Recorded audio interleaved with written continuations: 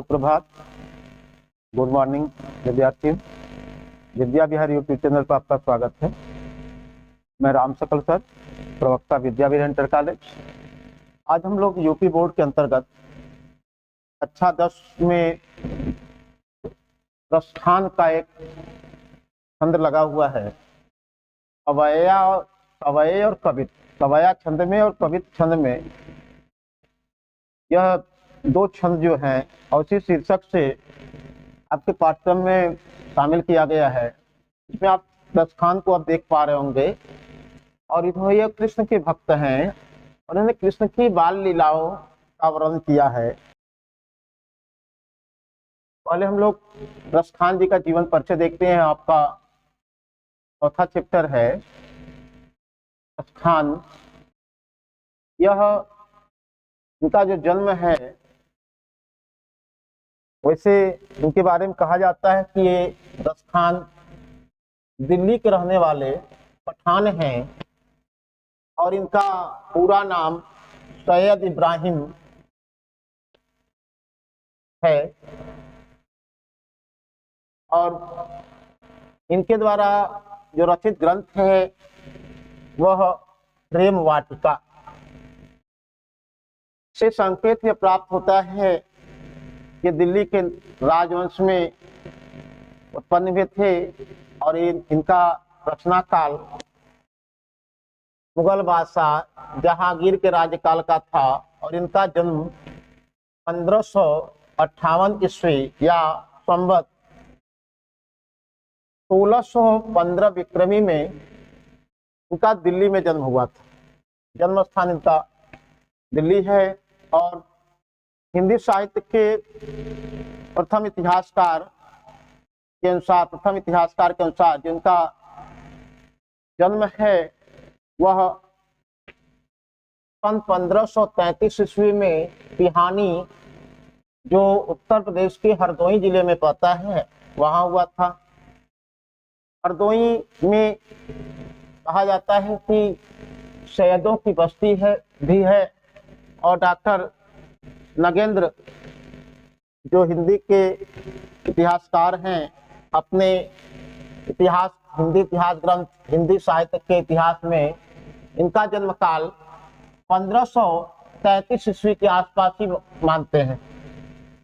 और ऐसा भी माना जाता है कि इन्होंने दिल्ली में कोई विप्लव हुआ था, कोई अब विपत्ति आई थी, उसको इन्होंने देखा था और जिससे व्यथित होकर यह दिल्ली से गोवर्धन चले गए और यहाँ त्रिनाथ के शरणागत होकर त्रिनाथ मंदिर में रह करके यही रचनाओं को से प्रमाणित होता है कि पहले रसिक प्रेमी हैं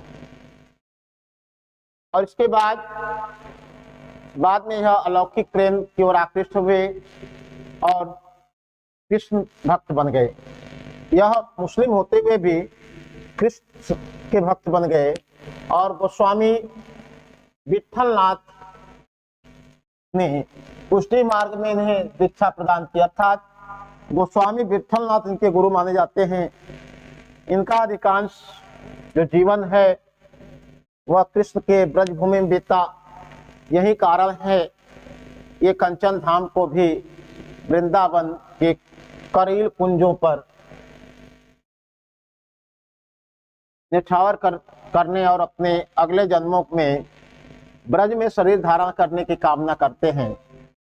और कृष्ण भक्त कबीर खान की मृत्यु सन 1618 ईस्वी या संवत 1675 विक्रमी के लगभग हुई।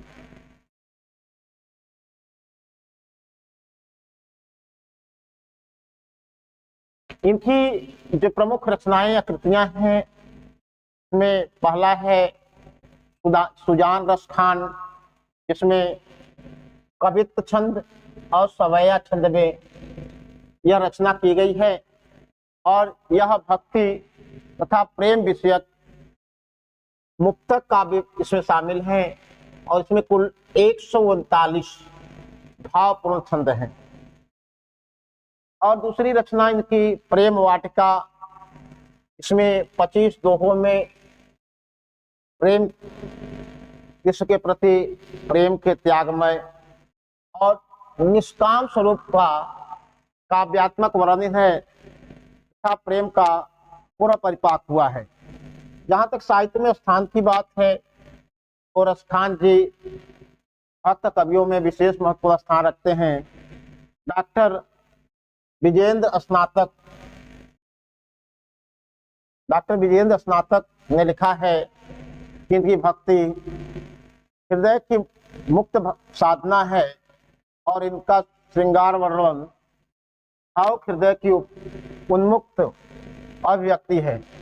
इनके काव्य इनके स्वच्छंद मन के सहज उद्गार हैं। यही कारण है कि इन्हें स्वच्छंद काव्य धारा का प्रवर्तक भी कहा जाता है। प्रश्न बन सकता है रसखान को किस काव्य धारा का प्रवर्तक कहा जाता है, तो आप लिख सकते हैं रसखान को स्वच्छंद काव्य धारा का प्रवर्तक कहा जाता है। इनके काव्य में भावनाओं की तीव्रता, महानता और तन्मयता को देखकर भारतेंदु जी ने इनके बारे में लिखा है, इन मुसलमान हरिजनन पैकोटिन हिंदू वारिये। तब कहने का मतलब इस पर हम सबको वार सकते हैं, सबको निष्ठावर कर सकते हैं।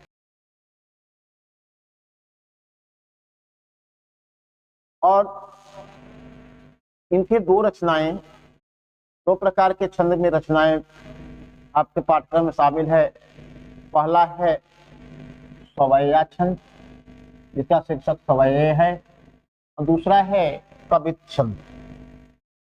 तो इस स्लाइड में आप देख पा रहे होंगे कि रसखान अपनी इच्छा व्यक्त कर रहे, कृष्ण के प्रति अपनी भक्ति भावना को व्यक्त करते हुए रसखान जी कहते हैं कि मानुष हो तो वही रस खानी, बसो ब्रज गोकुल गाँव के ग्वारन, तो पशु हो तो कहाँ बस मेरो, चरो नित नंद की धेनु मझारन, आहन हो तो वही गिर को जो धरयो कर छत्र पुरंदर धारन, जो खग हो तो वसीर करो मिले कालिंदी कूल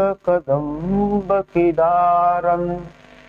इसमें भक्त कवि रसखान कृष्ण के प्रति अपनी भक्ति को प्रदर्शित करते हुए यह कहते हैं कि यदि मानुष हो तो वहीं रस खानी, बसो ब्रज गोकुल गांव की ग्वारन।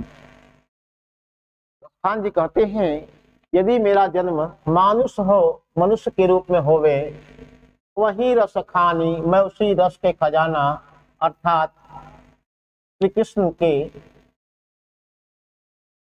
वही रस के खजाना श्री कृष्ण के वही रस के खजाना श्री कृष्ण के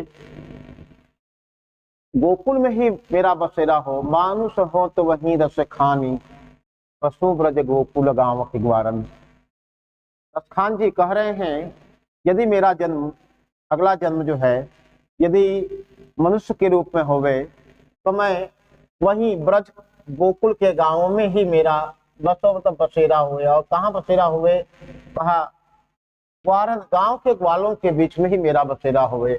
यदि मेरा जन्म अगला मनुष्य के रूप में होता है तो मेरा जो जन्म है वह गांव के ग्वालों के बीच में ही मेरा जन्म हो, मैं वही निवास करूं। जो पशु हो तो कहाँ बस मेरो, चरौनित नंद के धेनु मझारन। यदि मेरा जन्म पशु के रूप में होवे, यदि मेरा जन्म पशु के रूप में होवे तो कहाँ बस मेरो, मेरा उस पर अपने जन्म रहना मेरे बस में नहीं है। फिर भी मेरी इच्छा है कि चरौनित नंद के धेनु मझारन, मैं प्रतिदिन नंद बाबा की, नंद के धेनु मझारन, नंद बाबा के गायों के बीच में, मझारन का अर्थ होता है बीच में, इसके बीच में, कहा गायों के बीच में मैं चरता रहूं। पाहन हो तो वहीं गिर को, जो धरियो कर छत्र पुरंदर धारण। यदि मेरा जन्म पाहन अर्थात पत्थर के रूप में होवे तो मैं उसी गोवर्धन पर्वत का, वही गिर को, मैं उसी गिर गोवर्धन पर्वत का पत्थर बनूं। जो धरियो कर छत्र पुरंदर धारण, जिसको कर अर्थात कृष्ण ने अपने हाथों पर छत्र के समान, छाते के समान, पुरंदर धारण, पुरंदर अर्थात इंद्र के प्रकोप से बचाने के लिए जिस पर्वत को उन्होंने धारण किया था, उसी पर्वत के का मैं पत्थर बनूं, जिसको कृष्ण ने अपने अंगुलियों पर गोकुल वृंदावन के लोगों को इन पुरंदर अर्थात इंद्र को प्रकोप से बचाने के लिए धारण किया था। मैं उसी पर्वत का, उसी गोवर्धन पर्वत का पत्थर बनूं। जो खग हो तो बसेर करो, मिली कालिंदी कूल कदम्ब की डारन। जो खग हो तो बसेर करो, यदि मेरा जन्म खग के रूप में होवे, पक्षी के रूप में होवे, तो मैं अपने परिवार के साथ उसी कालिंदी अर्थात यमुना नदी के किनारे मेरा, उसी यमुना नदी किनारे कदम के वृक्षों पर मेरा बसेरा हुए, कदम के वृक्ष के डालों पर मेरा बसेरा हुए, जहाँ कृष्ण खेलने के लिए और स्नान करने के लिए जाया करते थे, उसी कदम के ऊपर, उसके डालियों के ऊपर मेरे परिवार से मेरा बसेरा हुए। यही मेरी इच्छा है। ऐसी इच्छा दसखान जी व्यक्त कर रहे हैं। इससे संबंधित कुछ प्रश्न हैं जिसको विद्यार्थी अपने उत्तर पुस्तिका में करेंगे। उपर्युक्त पद्यांश का संदर्भ लिखिए। तो आप संदर्भ लिख सकते हैं कि प्रस्तुत पद्यांश हमारे पाठ पुस्तक स्वयं नामक पाठ से लिया गया है, जिसके रचयिता कवि दसखान जी हैं। और रेखांकित अंश की व्याख्या कीजिए। जो इसमें रेखांकन किया गया है, कुछ पंक्तियां हैं जिसको आप रेखांकन किया गया है, ये पंक्तियां हैं जिसकी आप व्याख्या अपनी कॉपी में करेंगे। और इस बात का प्रश्न पूछा गया आपसे कि रसखान किसकी गायों के गाय बनकर रहना चाहते, किसकी गायों के बीच में रहकर बनकर रहना चाहते हैं। उसने कहा है कि नंद के ग्वारन अर्थात नंद बाबा के गायों के बीच में ही रसखान रहना चाहते हैं। तो इनकी आप अपने कॉपी में उत्तर पुस्तिका में लिखेंगे। अगले आप सवैया देख पा रहे हैं, यह कृष्ण की माता यशोदा है और कृष्ण को कुछ खिला रही हैं। उसी का वर्णन यहाँ कवि रसखान ने किया है। एक दिन की बात है, प्रातः काल का समय है, कोई गोपिका नंद के घर गई है, उसी का वर्णन दूसरी गोपिका से कर रही है।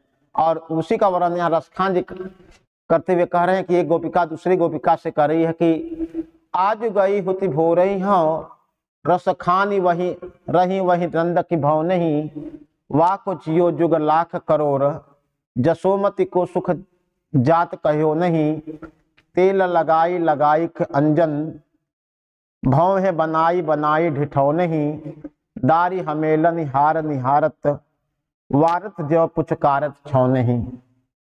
इसमें कवि रसखान जी यह कहना चाहते हैं कि एक गोपिका दूसरी गोपिका से कर रही है, आज गई होती भो रही हूँ, रस खानी रही वही नंद के भव नहीं।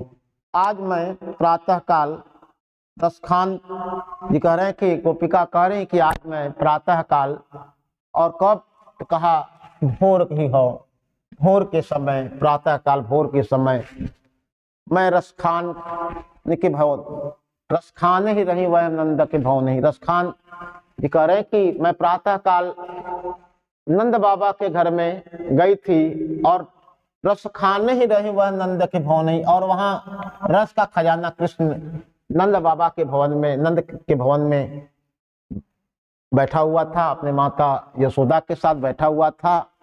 और आगे गोपिका यह भी कह रही है, वाह को जियो जुग लाख करोड़, जसोमति को सुख जात कहो नहीं। वाह को जियो जुग लाख करोड़। गोपिका कह रही है अपने सखी से कि हे सखी, वाह को जियो, उसका जो पुत्र है जुग लाख करोड़, करोड़ों साल तक, लाखों करोड़ों साल तक जीवित रहे, और उस कृष्ण को जो देखकर जसोमति को सुख जात कहो नहीं, जो यशोदा को जो सुख प्राप्त होता है कृष्ण को देख करके, सुख जात कहो नहीं, उसके बारे में कहा नहीं जा सकता, उसका वर्णन नहीं किया जा सकता है।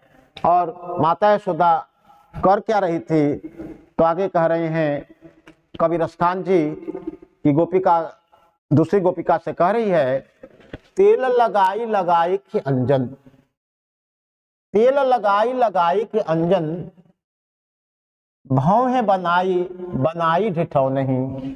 और माता यशोदा वहां कृष्ण को तेल लगा रही थे, तेल लगाई लगाई के अंजन, तेल लगा करके अंजन, और आंखों में अंजन का अर्थ था काजल।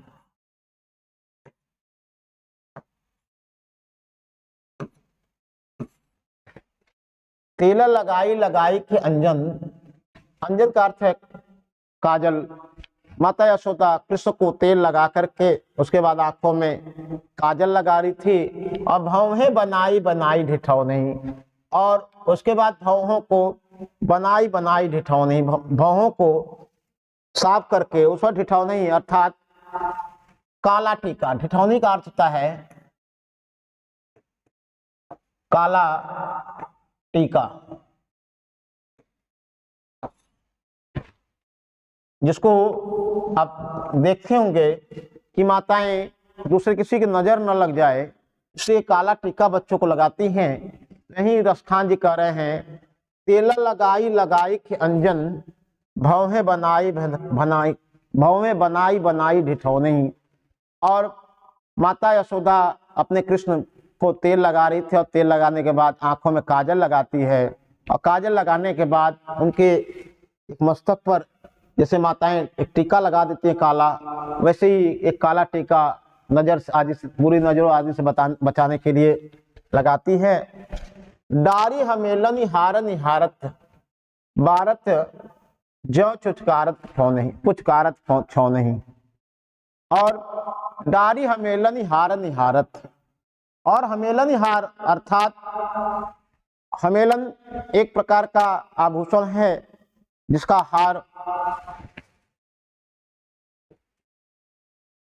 डारी हमेलन हार, हमेलन एक आभूषण है, एक प्रकार का फूल रूपी आभूषण है जिसके हार को कृष्ण के गले में माता यशोदा पहनाती हैं। और निहारत वारत जब चुचकारत छौ नहीं, और अपने पुत्र को छौ नहीं अर्थात पुत्र को बुलाते हुए, पहले तो पुचकारत छौ नहीं, निहारत जब अवारत अर्थात अपने पुत्र कृष्ण को देखती हैं, और देख करके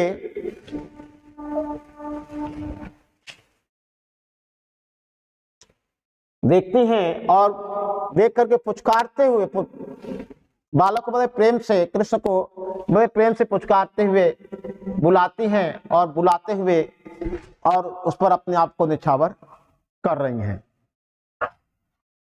इससे संबंधित कुछ प्रश्न हैं जिसको आप अपनी कॉपी में करेंगे। पहला प्रश्न पूछा गया है, उपर्युक्त पद्यांश का संदर्भ लिखिए। दूसरा है, रेखांकित अंशों की व्याख्या कीजिए। और तीसरा है, माँ यशोदा श्री कृष्ण को किस तरह सुंदर बना रही है, किस तरह सुंदर बनाने का कार्य कर रही हैं। तो इसमें पहले का उत्तर आपका होगा कि इसमें प्रस्तुत पद्यांश हमारी पाठ्य पुस्तक हिंदी के सवये नामक पाठ से लिया गया है, जिसके रचयिता रसखान जी हैं।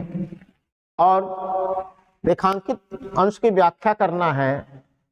इसमें आप पाएंगे कि ये 2 लाइनें जो हैं इनका रेखांकन किया गया है। इनको आप अपनी उत्तर पुस्तिका में लिखेंगे। और साथ ही माँ यशोदा श्री कृष्ण को किस तरह सुंदर बना रही हैं, तो कबीर रसखान ने यहाँ दिखाया है कि तेल लगाई लगाई अंजन भवें बनाई बनाई ढिठौ नहीं। अर्थात माता यशोदा कृष्ण को तेल लगाती हैं और आंखों में काजल लगाती हैं, और साथ ही ढिठौनी भवें बनाई बनाई ढिठौनी, भवों को साफ करके उसके ऊपर एक काला टीका लगा रही हैं। इसको आप अपनी उत्तर पुस्तिका में लिखेंगे।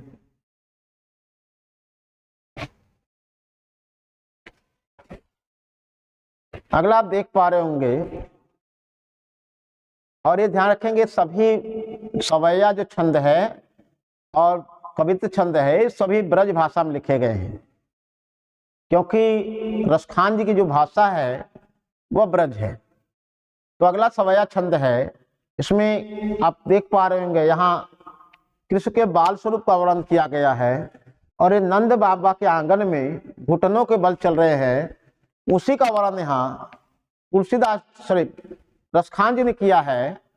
तो रसखान जी कहते हैं धूरी भरे अति शोभित श्यामजू तैसी बनी सिर सुंदर छोटे खेलत खात फिरे अंगना, खेलत खात फिरे अंगना पग पैजनी बाजत पीरी कछोटे वास छवि को रसखान बिलोकत वारथ काम कला निधि कोटे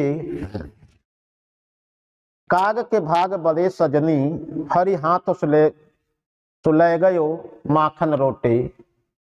कवि रसखान जी कहते हैं कि धूरी भरे अति शोभित श्यामजू, जो कृष्ण यहाँ है वह धूल से सने हुए अत्यंत सुशोभित हो रहे। धूरी भरे अति शोभित श्यामजू, धूल से सने हुए कृष्ण जो है अत्यंत सुशोभित हो रहे हैं। ऐसी बनी सिर सुंदर चोटी, और इनके सिर पर उसी प्रकार जो है सुंदर चोटी बनी हुई है। और कृष्ण कर क्या रहे हैं, तो रसखान जी आगे कह रहे हैं खेलत खात फिरे अंगना पग पैजन बाजत पीरिक कछोटे। और खेलत खात फिरे अंगना, खेलते और खाते हुए उस आंगन में टहल रहे हैं। खेलत खात फिरे अंगना, खेलते और खाते हुए आंगन में टहल रहे हैं। और पग पैजन बाजत पीरी कछोटी, और उनके पैरों में जो है पायल बज रही है। पग पैजनी बाजती, पैरों में पैजनी बाजती पायल बज रही है। और वो पीले रंग का कच्छा जो है वह पहने हुए, पीरी कछोटी पीले रंग का कच्छा पहने हुए हैं। वाछब को रस खाने बिलोकत वारत काम कला निधि कोटि, वाछब को रस खाने बिलोकत। रसखान जी कह रहे हैं कि वाछब, छवि का अर्थ सुंदरता,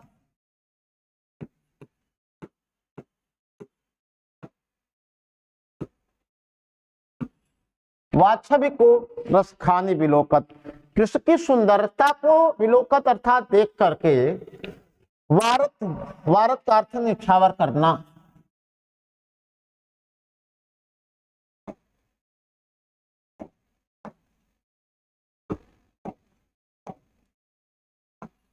वारत काम कला निज कोटि, काम कला, काम अर्थात कामदेव,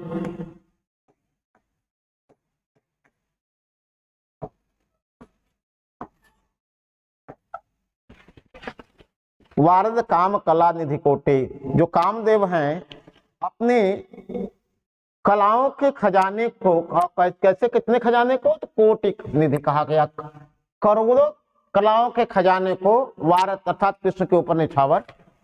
कृष्ण की सुंदरता को देखकर जो कामदेव हैं अपने विभिन्न प्रकार की जो कामदेव की कलाएं हैं वो करोड़ों जो कलाओं के खजाने हैं उसको कृष्ण के ऊपर निछावर कर रहे हैं। तो आगे रसखान जी कर रहे हैं काग के भाग बड़े सजनी हरी हाथों से ले गयो माखन रोटी। हे काग के भाग बड़े सजनी, कृष्ण जो है अपने हाथों में माखन रोटी खा रहे थे तो कह रहे हैं रसखान जी, काग के भाग बड़े सजनी, हे सजनी, हे सखी, उस कौवे का भाग्य हमसे अच्छा है। हरी हाथ से ले गयो माखन रोटी, जो कृष्ण के हाथों से माखन रोटी लेकर चला गया, उस कौवे का भाग्य हमसे अच्छा है कि कृष्ण के जूठन को खा करके वह धन्य हो जाएगा। इसलिए उस कौवे का भाग हमसे अच्छा है कि हरी हाथ से ले गए और माखन रोटी, कृष्ण के हाथों से वह माखन रोटी लेकर चला जाता है। इसमें आपको उसके पर आधारित कुछ प्रश्न हैं जिसके उत्तर देना है। पहला प्रश्न है कि उपयुक्त पद्यांश का संदर्भ लिखिए। तो आप ये सवैया छंद से लिया गया है, इसका शीर्षक सवये है और इसके रचयिता रसखान जी हैं। रेखांकित अंश की व्याख्या कीजिए। कुछ पंक्तियां इसकी रेखांकन की गई हैं जिसकी आप व्याख्या करेंगे, इसको आप उत्तर पुस्तिका में इसकी व्याख्या करेंगे। और साथ ही अगला प्रश्न पूछा गया है, पद्यांश में कौवे को भाग्यशाली क्यों कहा गया है? पद्यांश में कौवे को भाग्यशाली इसलिए कहा गया है क्योंकि वह कृष्ण के हाथों से माखन रोटी लेकर के चला जाता है। इसको आप अपनी उत्तर पुस्तिका में करेंगे। ठीक है, हम लोग आगे अगली कक्षा में देखेंगे।